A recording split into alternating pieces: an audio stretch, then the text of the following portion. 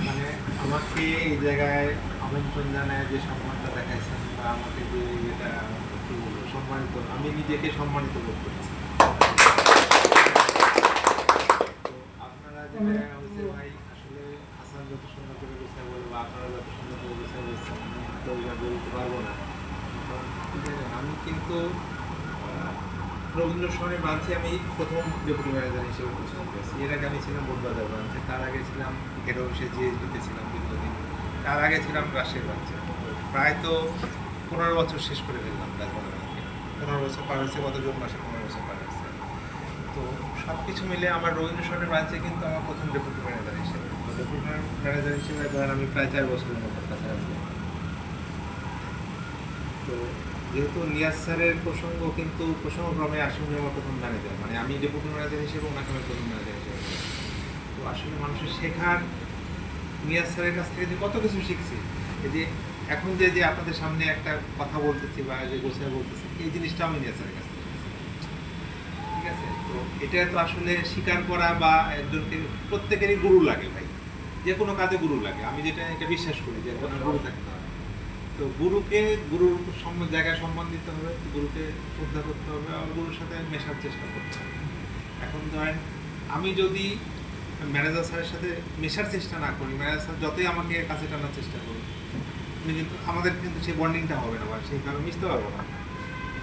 তো সব কিছু মিলিয়ে আসলে যে আপনাদের যে এত গোছানো একটা প্রোগ্রাম, আমি কিন্তু আসলে চিন্তা করতে পারি না যে আপনাদের প্রোগ্রামটা এত গোছানো। আমি মনে করছি যে আসলে এরকম একটা হয়তো ক্যাজুয়াল কোনো একটা প্রোগ্রাম, কিন্তু এটা যে একদম অফিসিয়াল প্রোগ্রামই, মানে আপনারা এত সুন্দরভাবে অফিসিয়াল প্রোগ্রামের আয়োজন করেন, এটা আসলে না আসলে বুঝতে পারতাম না। আর যারা এই প্রোগ্রামের আয়োজন করেছেন তাদেরকে অসংখ্য ধন্যবাদ।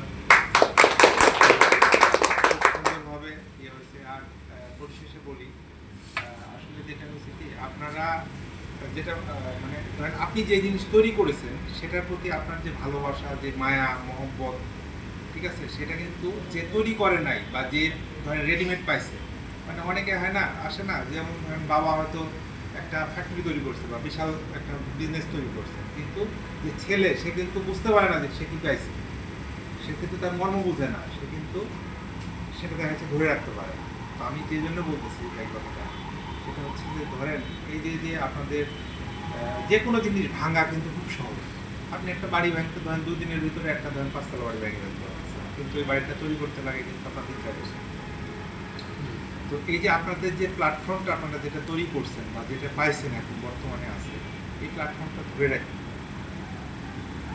এই প্ল্যাটফর্মটা ধরে রাখুন। মানে এই জন্য বলতেছি যে আজকে যারা এটা রেডিমেড পাচ্ছেন, তারা কিন্তু এটার মর্মটা বুঝতে হবে।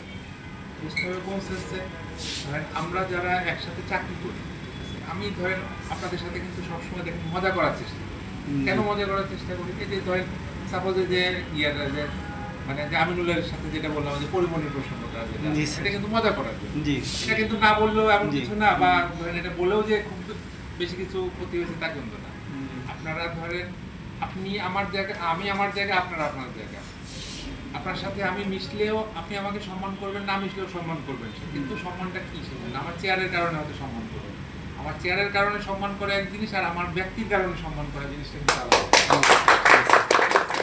আমি যেটা সবসময় ফিল করি যে ভাই, আমরা যারা চাকরি করছি বা যারা একসাথে চাকরি করছি, আমি যতজনের সাথে চাকরি করি আসছি এখন পর্যন্ত বা যাদের সাথে ভবিষ্যতে চাকরি করবো, কেউ যেন আমার অনুপস্থিতিতে আমার কথা মনে হলে তার মুখে গালি না আসে। আমি এই জিনিসটা ফিল করি যে ভাই আমার অর্জনটা কি।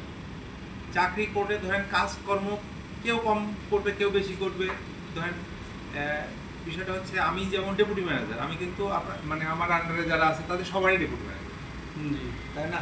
এই জায়গায় ধরেন একটি অফিসারকে আলাদাভাবে দেখা বা ধরেন একজন ক্যাশের অফিসারকে আলাদা করে দেখা বা ধরেন ইয়ারোদেরকে আলাদা করে দেখা, ডিবির অফিসারকে আলাদা করে দেখা, আমার কাছে কিন্তু তা দেখলে কিন্তু আমার চলবে না, তাই না? আমি কিন্তু সবারই ডেপুটি ম্যানেজার। এই জায়গায় সবাইকে সমানভাবে দেখতে হবে, সবাইকে সমান প্রাধান্য দিতে হবে, কিন্তু বিষয়টা হচ্ছে কি, আউটপুট ভাই সবার আউটপুট একরকম না। এখন ধরেন সাকিব আল হাসানের পারফরমেন্স আর একজন মানে যে এমনি বোলার বা যে এমনি ব্যাটসম্যান, তার পারফরমেন্সটা একরকম হবে। সাকিব আল হাসানের কাছ থেকে আমরা যা আশা করি, এটা অন্য প্লেয়ারদের কাছ থেকে আশা করি না স্যার। এখন ধরেন 10 জন একটি অফিসার আছে, 10 জনের পারফরমেন্স একরকম হবে, ঠিক ঠিক আছে, 10 জনের পারফরমেন্স 10 রকম হবে, কিন্তু এর ভিতরেও কথা আছে। কথা হচ্ছে কি, যে ধরেন